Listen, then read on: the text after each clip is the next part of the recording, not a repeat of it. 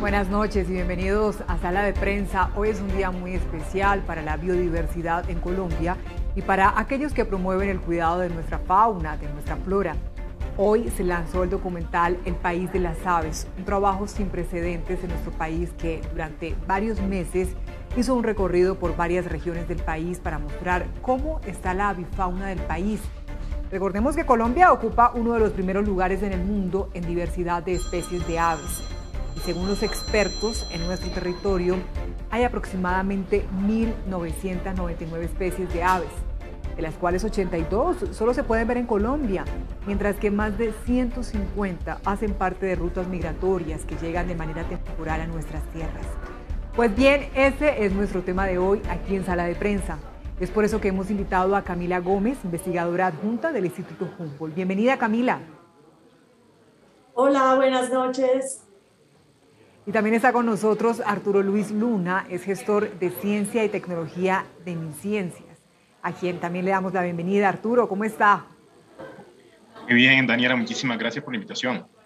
A los dos, gracias por acompañarnos. Empiezo preguntándoles, ¿qué es el País de las Aves? Comienzo contigo, Arturo.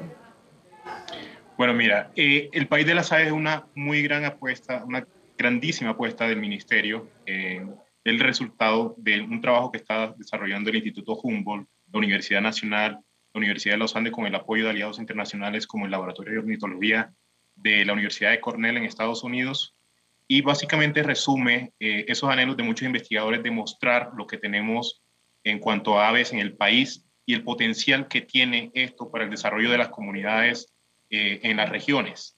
Esto va a mostrar qué es lo que tenemos, pero también qué es lo que podemos perder si no prestamos atención a las acciones que estamos desarrollando como humanos, que indirectamente o directamente pueden estar afectando la supervivencia de las aves y también las formas de subsistencia de las comunidades donde se encuentran estas aves. Recordemos que las aves pueden convertirse en un enorme fuente de desarrollo local para las regiones que van desde simples planes de turismo, de naturaleza, a modelos de negocio mucho más avanzados que permitan que las regiones y las comunidades tengan alternativas de desarrollo económico y social. Qué interesante. Y para usted, Camila, ¿qué es o qué quisiera agregar a ese País de las Pues Aves? el país de las aves es Colombia y deberíamos estar súper orgullosos de ser el primer país con más aves del mundo y realmente convertir a las aves en las embajadoras de Colombia en todo el mundo y protegerlas y conocerlas. Entonces, digamos que más allá de este programa, de este documental, esta va a ser como una herramienta de difundir ese concepto de Colombia como país de las aves a nivel general, para que todos los ciudadanos del país sepan y estén orgullosos de esta maravilla que tenemos en este país. Camila, ¿quiénes participan en este ambicioso proyecto? Y cuéntenos por qué se emprendió, qué fue lo que lo motivó. Este proyecto es una alianza de investigadores de varias instituciones. Está, por supuesto, el Instituto Humboldt, el Instituto de Ciencias Naturales de la Universidad Nacional, la Universidad de los Andes, la Universidad Javeriana de Cali.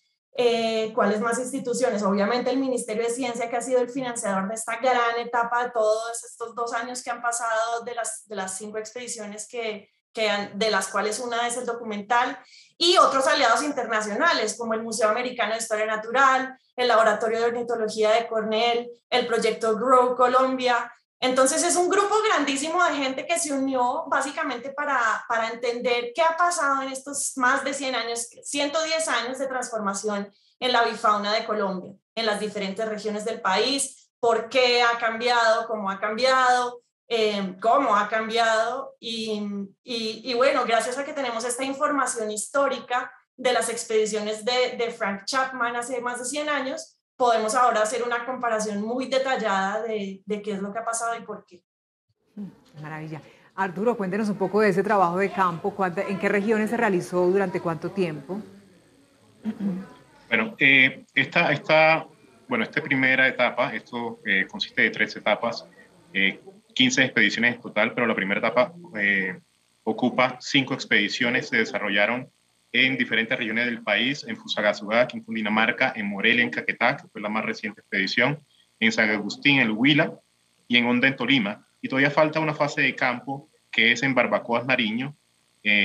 Bueno, estas expediciones pues, implican unas presalidas que, digamos, es para conocer el terreno y empezar a planificar, pero también unas fases de campo que pueden demorar varios días. Y bueno, en este aspecto sí, Camila te puede dar un poco más de detalles técnicos sobre las fases de campo, pero hay que resaltar que estas fases de campo implican irse con todo a zonas de difícil acceso, muchos equipos, con todo el personal, obviamente con todas las medidas de bioseguridad en estos momentos de pandemia, y un trabajo posterior que se debe realizar en laboratorio. Y obviamente el apoyo de las comunidades acá es fundamental. Acá queremos que las comunidades se involucren de lleno en esto, porque al fin y al cabo lo que queremos es que las comunidades se beneficien a futuro de los resultados de estas expediciones.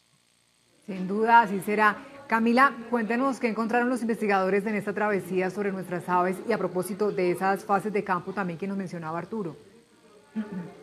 Cada región visitada es un poco diferente y de hecho esos lugares de los que habló Arturo fueron escogidos precisamente porque han tenido procesos muy diferentes de transformación.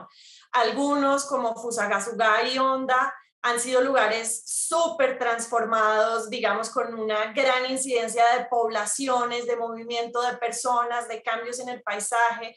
Otros como Barbacoas y algunas zonas de San Agustín han sido, digamos, menos fragmentados los bosques y tienen otras dinámicas también de elevación, de clima.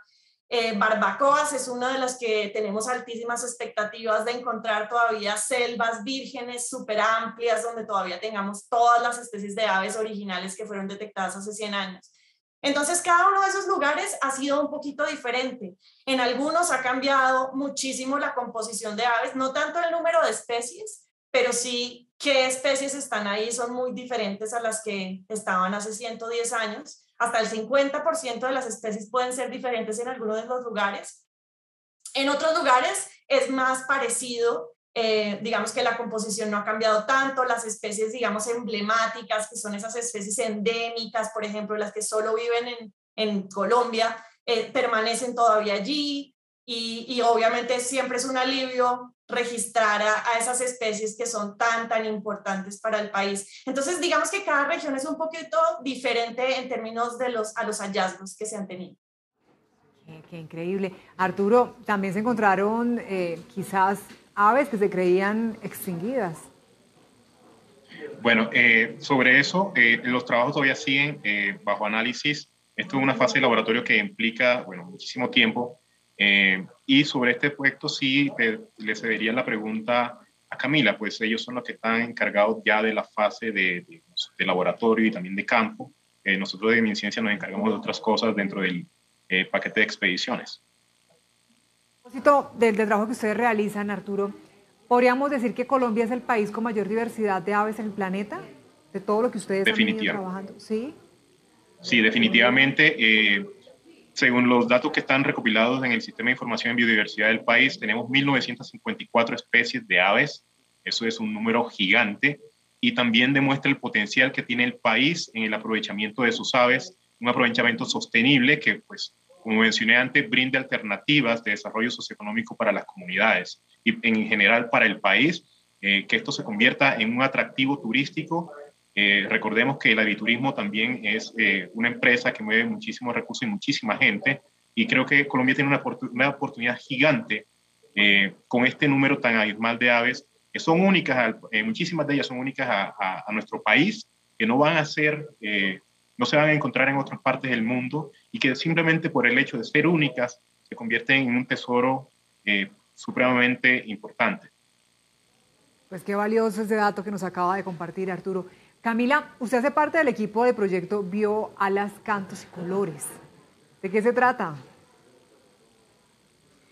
Bueno, el proyecto Bio, Alas, Cantos y Colores busca revisitar en su primera fase 5 sitios que fueron visitados hace 110 años por los naturalistas del Museo Americano de Historia Natural, que eran liderados por un ornitólogo que se llamaba Frank Chapman. y ellos recolectaron especímenes de aves, de todas las aves que se encontraron a su paso, y estos especímenes están actualmente en diferentes colecciones de Norteamérica, principalmente en el Museo Americano en Nueva York y en el Museo de la Universidad de Cornell. Y el proyecto pues busca volver a estos sitios y primero pues obviamente documentar las aves, colectar también especímenes para fortalecer las colecciones de Colombia, y tiene dos otros componentes muy importantes. Un componente social en el que buscamos involucrar a las comunidades locales en las expediciones, compartir el conocimiento, intercambiar saberes, capacitarlos en técnicas de monitoreo participativo de las aves. Y finalmente un tercer componente, que es del que ha hablado un poco Arturo ahorita, y es el de fortalecimiento por medio de un modelo de negocio que utilice el aviturismo, un producto de turismo que combine la observación de aves, la historia, la ciencia, las expediciones del Museo Americano de Historia Natural y las actuales, para que sea como único en el mercado y que las comunidades locales se puedan empezar a beneficiar con ese tipo de iniciativas. Camila, a propósito del trabajo en campo que ustedes realizaron, le pregunto lo que hace un instante le consultaba a Arturo. ¿Se detectaron aves que se creían extinguidas? Hasta ahora no hemos detectado especies que creíamos que estaban extintas en los diferentes lugares, pero sí hay algunas especies, por ejemplo, los grandes frugívoros como los loros de montaña, las cotingas grandes y muy coloridas, son especies que son muy sensibles a la fragmentación. Entonces, siempre que llegamos a un lugar, siempre que cruzamos los dedos, volvernos a encontrar con esas especies que son especialmente sensibles, y hasta ahora todas han sido registradas, digamos, esas grandes que se nota que son el gallito de roca, algunos de los loros de montaña, las cotingas, tángaras de montaña también, han sido registradas en los sitios, los cuales nos da un alivio gigante. En la última expedición, por ejemplo, en el Caquetá, que es un sitio que ha visto una transformación del paisaje gigante, sobre todo en esa zona de Morelia, Caquetá, fue más difícil encontrar algunas especies que son especialistas del interior de bosque, como los hormigueros.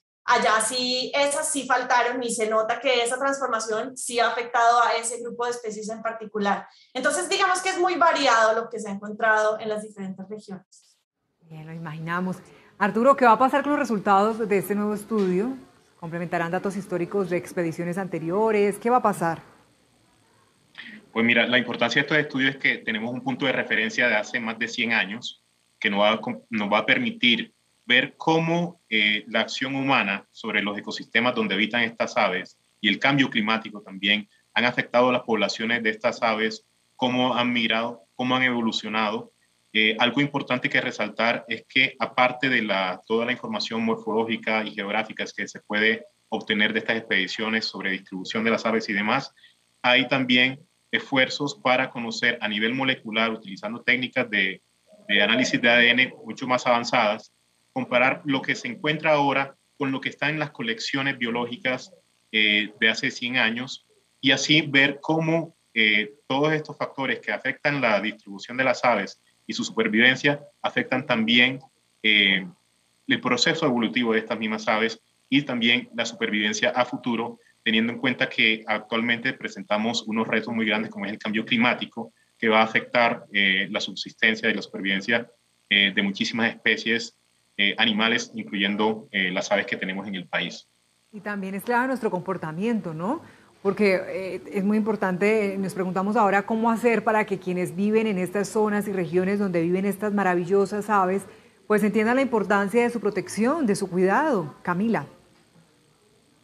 Sí, eso es algo que es muy clave que todas las personas tengan como qué puedo hacer yo para conservar las aves. Y no solo las personas que viven digamos, en estas zonas particulares que hemos visitado, sino en todas partes, todos los ciudadanos de a pie, donde estemos, podemos hacer cosas sencillas que ayudan a la conservación de las aves. Una de ellas es, por ejemplo, saber de dónde viene el café que nos tomamos. Es un ejemplo clave. Las zonas cafeteras de Colombia son súper biodiversas en aves, y la forma como cultivamos el café determina si es buena o no tan buena para la biodiversidad y para las aves en particular. Entonces, escoger cafés, por ejemplo, que son cultivados en Colombia bajo sombra o con buenas prácticas que promueven la biodiversidad es una cosa que todos podemos hacer y que va a beneficiar la conservación de las aves. Y de nuevo, simplemente se necesita mucha comunicación para intercambiar los saberes entre las regiones. Las personas de las regiones conocen muy bien la avifauna y muchas de su historia en el territorio involucra aves. Entonces, hacerlas más presentes todo el tiempo y resaltar ese orgullo y esa importancia por las aves, creo que es algo que afortunadamente es muy fácil de hacer en Colombia. En general, en todas partes donde yo he viajado en este país, la gente conoce las aves, le gustan las aves y le interesa contribuir a su conservación. Qué curioso todo esto que nos cuentas, Camila. Además de lo que ocurre con el café, ¿pasa lo mismo con otro tipo de cultivos? Claro, casi con todos los cultivos tienen buenas formas de hacerse y malas formas de hacerse para la biodiversidad. Y nosotros como consumidores tenemos el poder de escoger productos que estén aportando, que tengan, por ejemplo, aporten a zonas de conservación, que involucren sistemas, por ejemplo, en la ganadería sostenible se pueden involucrar sistemas silvopastoriles que promueven la diversidad de árboles que atraen a su vez aves y biodiversidad. Y en general, así con todo, ahí podemos escoger y de esa forma contribuir a la conservación de las aves y del resto de la biodiversidad también. Bien. Arturo, ¿qué más está haciendo para la protección, para el cuidado de estas maravillosas aves? Bueno, estas expediciones hacen parte de una línea muy estratégica para el programa Colombia Bio dentro de MinCiencia, que es el desarrollo de expediciones científicas. ¿Qué es lo que queremos hacer? Continuar desarrollando estas expediciones, porque son fundamentales para conocer la biodiversidad que tenemos y sobre eso trabajar con los aliados nacionales e internacionales que nos ayuden en su conservación. Es importante para el país que preservemos esto que tenemos. No solo por la importancia biológica que ellas tienen, sino también por la importancia que tiene para el país, para las comunidades donde estas aves habitan. Claro, qué maravilla. A propósito, ¿cómo se difundirá o se dará a conocer este documental, Arturo? Bueno, este documental va a ser parte del paquete de documentales de Colombia Bio. Es un paquete de 10 documentales que tenemos hasta el momento, que son producto de expediciones científicas que se han desarrollado en el país en los últimos años. Este sería el documental número 11. Lo que queremos hacer es no solo ponerlo en las plataformas de MinCiencias, en el canal de YouTube, en la página web, en Facebook, en Instagram, sino también ponerlo a disposición de las personas que le interese divulgar este tipo de iniciativas en los colegios, en los museos y en otros espacios de importancia.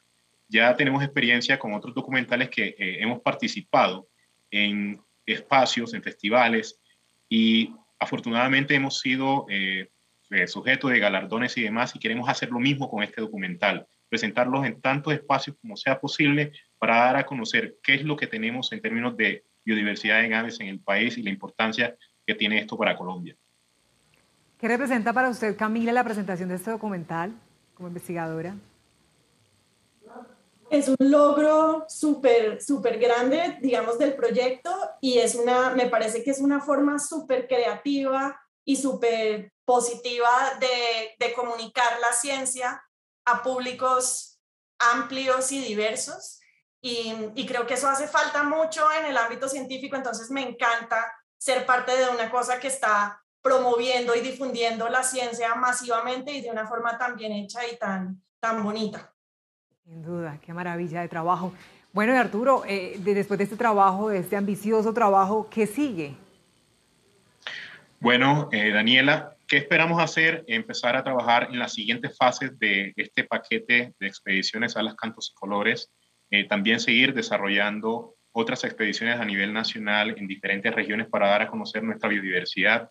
Y esperamos también empezar a crear mecanismos de divulgación de esta biodiversidad que tenemos en Colombia para mostrarle al mundo todo lo bonito que hay en el país en términos de biodiversidad, pero también de que hay formas de usarlas de una forma sosteniblemente, de una forma mucho más amigable con el medio ambiente, que garantice su conservación, pero también brinde beneficios para nosotros los humanos.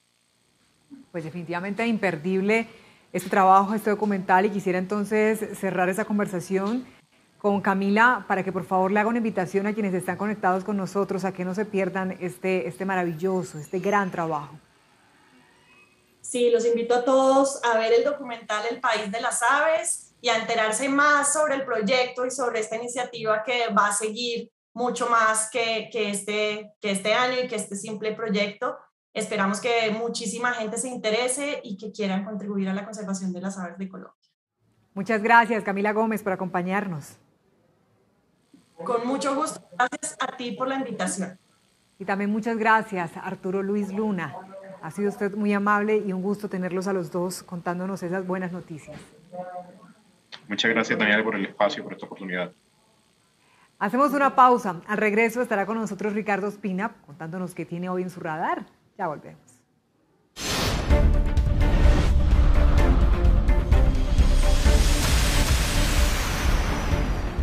Ya estamos de regreso en Sala de Prensa y nos conectamos de inmediato con Ricardo Ospina, director de Servicios Informativos de Blue Radio, para que nos cuente qué tiene hoy en su radar. Ricardo.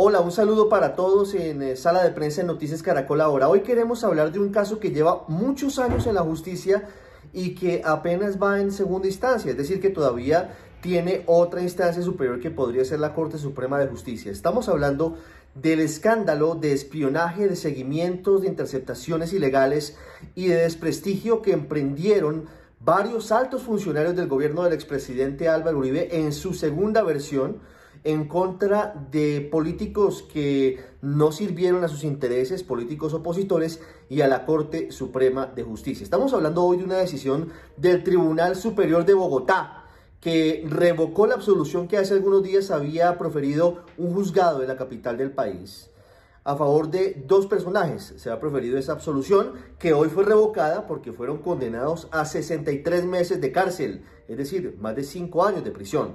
Estamos hablando de dos de los alfiles del expresidente Álvaro Uribe, de quien fuera su secretario jurídico Edmundo del Castillo y de quien fuera su secretario de prensa César Mauricio Velázquez.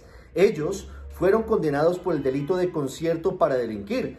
Dice el tribunal que formaron parte de una organización criminal, de una estrategia criminal, para desprestigiar a quienes iban en contra de las directrices del gobierno de Álvaro Uribe. Particularmente se habla de varios episodios oscuros, entre ellos el intento de desprestigio de la Corte Suprema de Justicia con fotos de un homenaje a un controvertido personaje llamado Asensio Reyes en la ciudad de Neiva y que supuestamente tenía vínculos con el narcotráfico.